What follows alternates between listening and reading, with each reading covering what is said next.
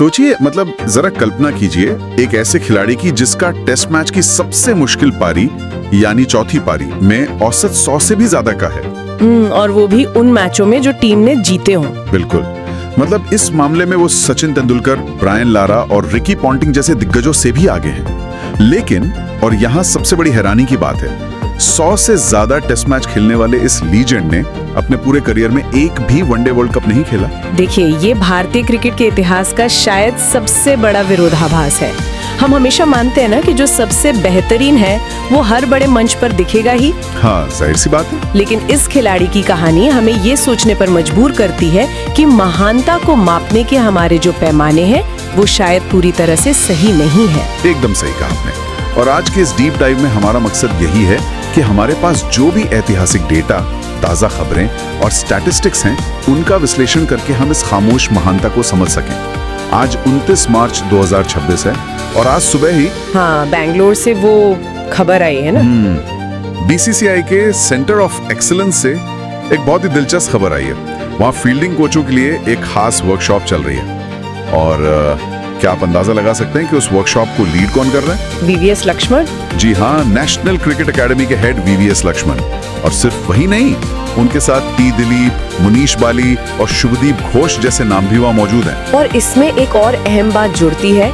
इसी महीने उसी सेंटर ऑफ एक्सीलेंस में जहीर खान ने तेज गेंदबाजों के लिए और हरभजन सिंह ने तनुष कोटियन जैसे ऑफ स्पिनर्स के लिए भी स्पेशल कैंप लगाए हैं। अरे वाह। हाँ, और ये पूरा का पूरा सिस्टम वीवीएस लक्ष्मण की देखरेख में चल रहा है। मैं आपको बता दूं कि दिसंबर 2021 से वो एनसीए के प्रमुख हैं और पर्दे के पीछे रहकर भारतीय क्रिकेट के भविष्य की नींव तैयार कर रहे हैं। पर एक बात मेरी समझ में नहीं आती, मतलब आज के दौर में जहाँ क्रिकेट का मतलब ही आईपीएल की चकाचौंध, करोड़ों रुपए के कॉन्ट्रैक्ट्स, बिल्कुल, और हर तरफ कैमरा का फोकस, वहां लक्ष्मण जैसा लेजेंड एक भारी भरकम आईपीएल फ्रेंचाइजी को ना कहकर बेंगलोर में युवाओं और कोचों के साथ पसीना बहाना क्यों चुनता है?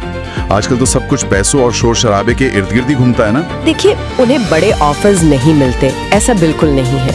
ऑफर्स की कोई कमी नहीं है, बल्कि सच्चाई तो ये है कि एक बहुत बड़ी आईपीएल फ्रेंचाइजी ने उन्हें एक बहुत ही तगड़ा कॉन्ट्रैक्ट ऑफर किया था। अच्छा, फिर भी उन्होंने मना कर दिया? हाँ, उन्होंने उसे ठुकरा दिया और एनसीए में अपने कार्यकाल को 1 और साल के लिए बढ़ाने का फैसला किया। Mind blowing. इसके पीछे की वजह उनका माइंडसेट है। लक्ष्मण आज भारतीय क्रिकेट के उस हेडमास्टर की तरह है जो जानते हैं कि किसी भी इमारत को खड़ा करने के लिए नींव का मजबूत होना जरूरी है, भले वो नींव कभी बाहर से दिखाई न दे।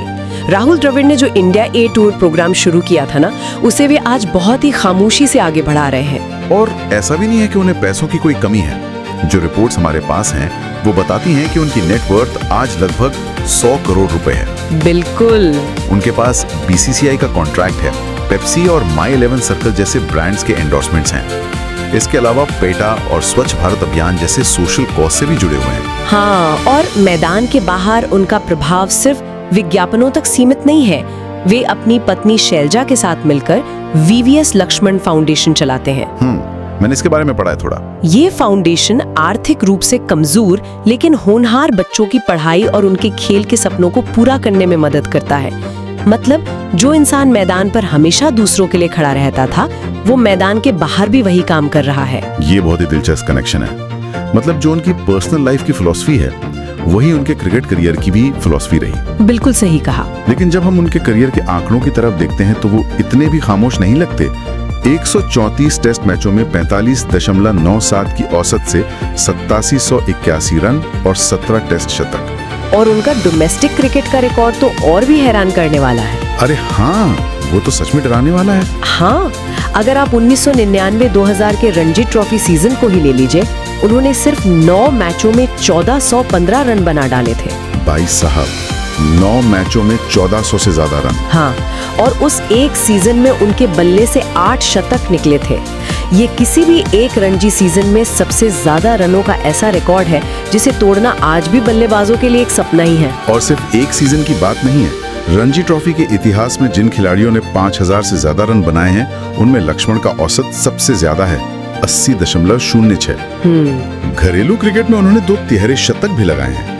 ये एक ऐसा डोमिनेशन था जो अक्सर उनके अंतर्राष्ट्रीय करियर के उतार चढ़ाव के शोर में दब जाता है। सही बात है। तो यहीं पर वो सवाल उठता है जिसका जिक्र मैंने शो की शुरुआत में किया था। वर्ल्ड कप वाला। हाँ, अगर उनका रणजी रिकॉर्ड इतना भयानक था, अगर उनकी तकनीक इतनी सॉलिड थी, तो 100 टेस्ट खेलने वाले इस बंदे ने कभी वनडे वर्ल्ड कप क्यों नहीं खेला? मैं समझ सकता हूं कि टीम में कंपटीशन था, लेकिन उन्होंने 86 वनडे मैच खेले भी थे, जिसमें 2338 रन और 6 शतक शामिल थे। फिर ऐसा क्या था जो उन्हें 2003 या 2007 के वर्ल्ड कप स्क्वाड से दूर रखता था? क्या वो उस वक्त के व्हाइट बॉल क्रिकेट के लिए बहुत स्लो थे? देखिए, ये सवाल बहुत अहम है और इसका जवाब क्रिकेट के एवोल्यूशन में छिपा है। 2000 के दशक की शुरुआत में वनडे क्रिकेट बहुत तेजी से बदल रहा था। अच्छा, रूल्स की वजह से? हाँ, 30 गज के घेरे के नियम और आउटफील्ड में तेज फील्डिंग का महत्व बहुत बढ़ गया था। लक्ष्मण क्लोज कैचिंग यानी स्लिप या शॉर्ट लेग पर तो बहुत शानदार फील्डर थे। हाँ, स्लिप में तो उनके कैच कमाल के होते थे। बिल्कुल, लेकिन जब उन्हें बाउंड्री पर फील्डिंग करनी होती थी तो वो थोड़े धीमे थे। मतलब टीम मैनेजमेंट को लगता था कि वो फील्डिंग में रन बचा नहीं पाएंगे। हाँ, और दूसरी बड़ी समस्या थी विकेटों के बीच उनकी दौड़। वो सिंगल्स चुराने में बहुत तेज नहीं थे, और हम जानते हैं कि वनडे क्रिकेट में अक्सर मिडिल ओवर्स में स्ट्राइक रोटेट करना बहुत जरूरी होता है। गैप्स में खेलकर सिंगल डबल लेना। बिल्कुल, ग्रेग चापल के युग में इसी वजह से उन्हें वनडे टीम से बाहर रखा गया था। ये माना जाने लगा कि उनकी बल्लेबाजी वन पेस्ड है, यानी एक ही गति की है, जो टेस्ट क्रिकेट के लिए तो वरदान है, लेकिन सीमित ओवरों के क्रिकेट की आक्रामकता में शायद फिट नहीं बैठती। लेकिन जो चीज उन्हें वनडे क्रिकेट से दूर ले गई, उसी चीज ने उन्हें टेस्ट क्रिकेट के इतिहास का सबसे बड़ा मैच विनर बना दिया। इसमें कोई शक नहीं। अगर हम उसी आंकड़े पर वापस लौटें जो हमने शुरुआत में बताया था, टेस्ट क्रिकेट की चौथी पारी, कोई भी क्रिकेट फैन जानता है कि 5वें दिन की पिच पर खेलना कितना मुश्किल होता है। अरे, चौथी पारी तो किसी बुरे सपने से कम नहीं होती। हाँ, पिच पर दरारें खुल चुकी होती हैं, गेंद का बाउंस पूरी तरह से अनप्रिडिक्टेबल हो जाता है, स्पिनर्स को भयानक टर्न मिलता है, और सबसे बड़ी बात, मैच जीतने या बचाने का जो मानसिक दबाव होता है, वो किसी भी बल्लेबाज को तोड़ सकता है। बिल्कुल। और ऐसी स्थिति में जब भारत ने मैच जीता हो, तो चौथी पारी में लक्ष्मण का औसत 100.50 का है। अनबिलीवेबल। ये आंकड़ा बताता है कि जब सब कुछ टूट रहा होता था, तब लक्ष्मण सबसे ज्यादा मजबूत होकर उभरते थे। और जब हम चौथी पारी, दबाव और पिच की दरारों की बात कर रहे हैं, तो ऑस्ट्रेलिया का जिक्र आना तो तय है। ऑस्ट्रेलिया के खिलाफ उनका रिकॉर्ड सिर्फ एक आंकड़ा नहीं है, वो क्रिकेट की किंवदंतियों में शुमार है। 24 टेस्ट मैचों में 2434 रन, 6 शतक और लगभग 50 का औसत। और ये रिकॉर्ड किस दौर का है, ये भी तो देखिए। हाँ, ध्यान देने वाली बात यह है कि ये रिकॉर्ड 95 से 2009 के बीच बना था। ये वो दौर था जब ऑस्ट्रेलिया के पास ग्लेन मैकग्रा, शेन वॉर्न और ब्रेट ली जैसे गेंदबाजों का दुनिया का सबसे खतरनाक आक्रमण था। भाई, इस बॉलिंग अटैक के सामने तो अच्छे बल्लेबाजों के पैर कांपते थे। बिल्कुल, लेकिन लक्ष्मण का औसत उनके खिलाफ 55 से भी ज्यादा का था। ये तो कुछ ऐसा है कि हॉलीवुड की किसी एक्शन थ्रिलर फिल्म में विलन बिल्कुल अजय है और सारी उम्मीदें खत्म हो चुकी हैं। मुझे 2001 का ईडन गार्डन्स टेस्ट याद आ रहा है। वो मैच तो इतिहास के पन्नों में अमर है। हाँ, स्टीव वॉ की अगुवाई वाली ऑस्ट्रेलियाई टीम लगातार 16 टेस्ट मैच जीतकर भारत आई थी। वे बिल्कुल अजेय लग रहे थे। मुंबई में पहला टेस्ट भारत हार चुका था। कोलकाता में भी पहली पारी में भारतीय टीम सिर्फ 171 रन पर सिमट गई थी। और ऑस्ट्रेलिया ने भारत को फॉलो ऑन दे दिया था। मतलब भारतीय टीम को लगातार दूसरी बार बल्लेबाजी करनी थी, वो भी 274 रनों के भारी घाटे के साथ। सोचकर ही दबाव महसूस होता है। हाँ, ड्रेसिंग रूम का माहौल पूरी तरह से निराशाजनक था। ऐसा लग रहा था कि ये मैच चौथे दिन ही खत्म हो जाएगा और ऑस्ट्रेलिया लगातार अपनी 17वीं जीत दर्ज कर लेगा। लेकिन तभी एक रणनीतिक दांव खेला गया जिसने पूरे भारतीय क्रिकेट का इतिहास ही बदल दिया। जी हाँ, कोच जॉन राइट और कप्तान सौरव गांगुली ने बैटिंग ऑर्डर में एक बहुत ही साहसिक बदलाव किया। लक्ष्मण को ऊपर भेजा गया ना? हाँ, पहली पारी में 59 रन बनाने वाले लक्ष्मण को, जो आमतौर पर मिडिल ऑर्डर में खेलते थे, नंबर 3 पर प्रमोट कर दिया गया और राहुल द्रविड़ को नंबर 6 पर भेजा गया। और उसके बाद जो हुआ उसे आज भी क्रिकेट का चमत्कार कहा जाता है। लक्ष्मण ने 281 रनों की वो मैराथन पारी खेली, द्रविड़ ने 180 रन बनाए। उन दोनों ने मिलकर पूरे चौथे दिन बल्लेबाजी की। हाँ, 376 रनों की साझेदारी। लेकिन उस पारी के पीछे जो शारीरिक दर्द था, उसकी बात बहुत कम होती है। मैंने पढ़ा था कि लक्ष्मण की पीठ में भयंकर एंटेन थी, मतलब स्पैज्म आ गए थे। हालत ये थी कि वो ड्रेसिंग रूम में ठीक से चल भी नहीं पा रहे थे। टीम के फिजियो एंड्रू लीपिस ने रात भर जागकर उनका इलाज किया था। बर्फ की सिकाई की थी ताकि वो अगले दिन मैदान पर उतर सके। क्या डेडिकेशन है यार। लक्ष्मण ने इस बारे में बाद में एक बहुत ही गहरी बात कही थी। उन्होंने कहा था कि जब आप अपने देश के लिए खेल रहे होते हैं तो एक समय के बाद आपका दिमाग आपके शरीर से ज्यादा मजबूत हो जाता है। वाह, माइंड ओवर बॉडी। बिल्कुल।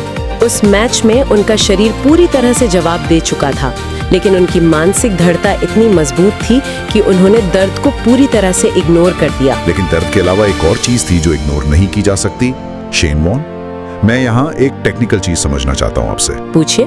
शेन वॉर्न जैसा जीनियस लेग स्पिनर गेंदबाजी कर रहा हो, ईडन गार्डन्स की पिच के लेग स्टंप के बाहर भयंकर रफ बन चुका हो, उस रफ से टर्न लेती हुई गेंद पर इनसाइड आउट शॉट मारना कितना मुश्किल है, क्योंकि मुझे लगता है कि ये क्रिकेट के बेसिक व्याकरण के ही खिलाफ है। इसे ऐसे समझते हैं, जब कोई लेग स्पिनर लेग स्टंप के बाहर बने रफ यानी जूतों के निशानों वाली खुरदरी जगह पर गेंद टप्पा खिलाता है तो गेंद वहां से बहुत तेजी से और अप्रत्याशित रूप से टर्न होकर बल्लेबाज की तरफ आती है। वॉर्न की रणनीति बिल्कुल साफ थी। उन्होंने लेग साइड में फील्डर्स की पूरी फौज खड़ी कर दी थी।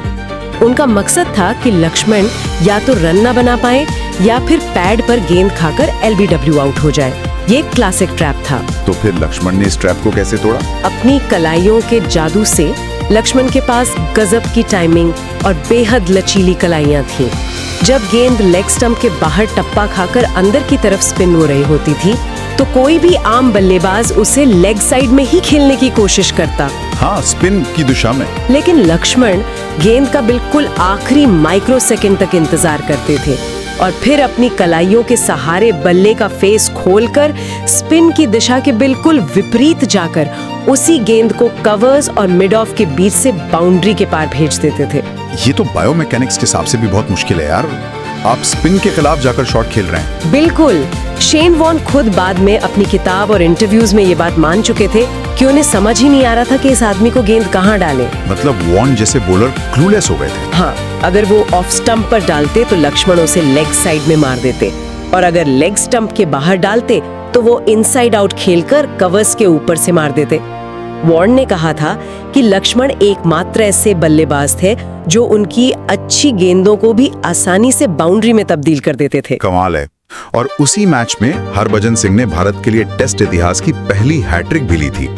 लेकिन लक्ष्मण की वो 281 रनों की पारी सिर्फ एक मैच की जीत नहीं थी, वो एक पूरी पीढ़ी का माइंडसेट शिफ्ट था। 100%। उस जीत ने भारतीय टीम को यह विश्वास दिलाया कि अगर हम दुनिया की सबसे खतरनाक टीम को फॉलो ऑन खेलकर हरा सकते हैं तो हम दुनिया में कहीं भी किसी भी स्थिति से वापसी कर सकते हैं। एकदम सही। लेकिन 281 तो उनके करियर का सबसे चमकता हुआ सितारा है। अगर हम लक्ष्मण की महानता का असली आंकलन करना चाहते हैं तो हमें ये देखना होगा कि उन्होंने किन के साथ बल्लेबाजी की। हाँ, ये एक असपांडित मुझे हमेशा बहुत हैरान करता है। अगर हम डेटा देखें तो लक्ष्मण ने अपनी 63% टेस्ट पारियां नंबर 5 या नंबर 6 पर खेली।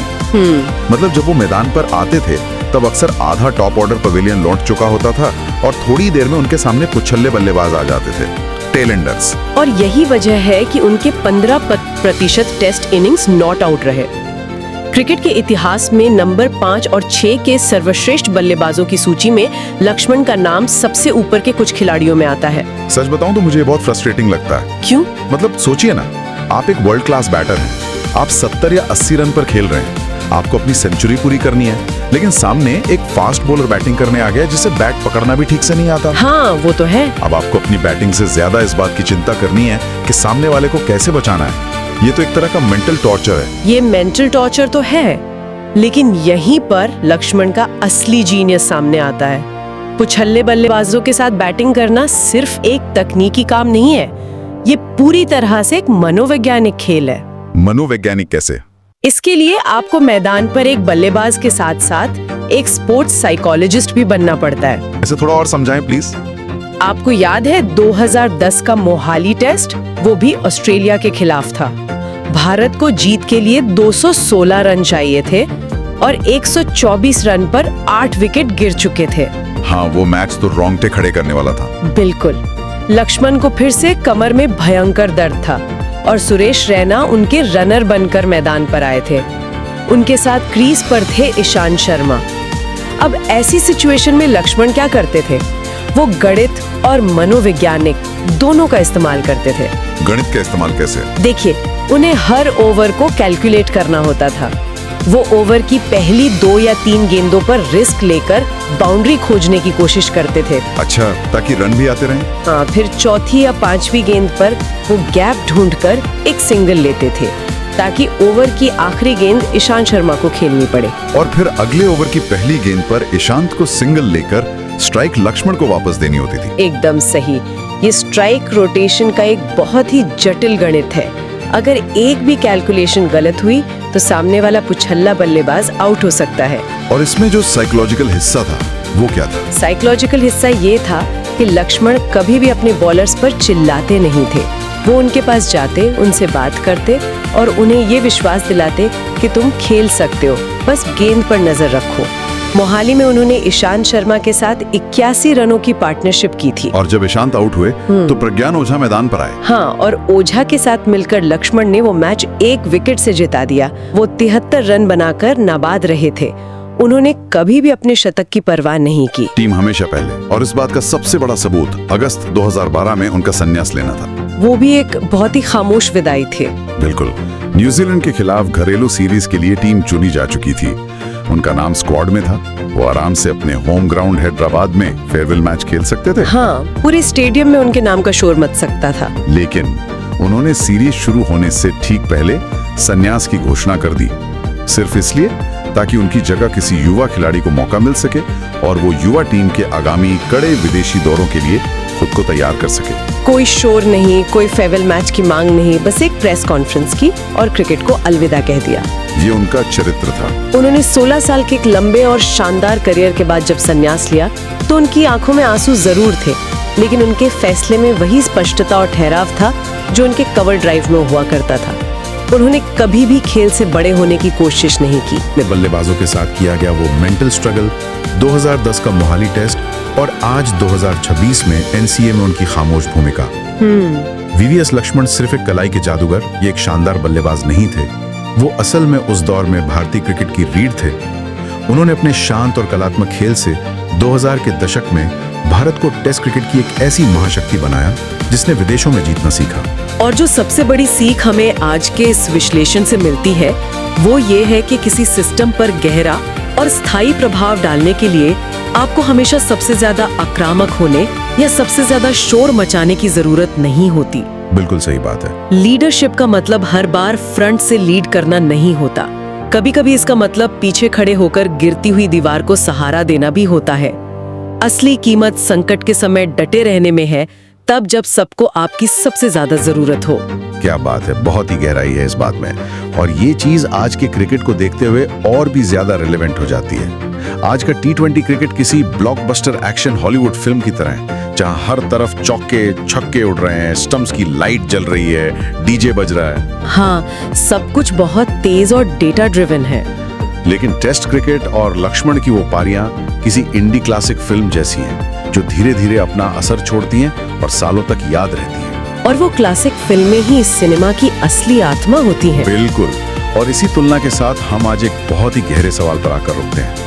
आज के इस पावर हिटिंग वाले दौर में, जहां स्ट्राइक रेट ही सब कुछ है और हर गेंद को बाउंड्री के पार भेजने की होड़ मची है, क्या क्रिकेट में लक्ष्मण जैसे शांत, कलात्मक और टेस्ट क्रिकेट की मैराथन पारी खेलने वाले जेंटलमैन खिलाड़ियों के लिए कोई जगह बची है? ये सोचने वाली बात है। क्या वो कलाइयां जो गेंद को सहलाकर बाउंड्री तक भेजती थीं, वो अब क्रिकेट के मैदान से धीरे धीरे विलुप्त हो रही हैं?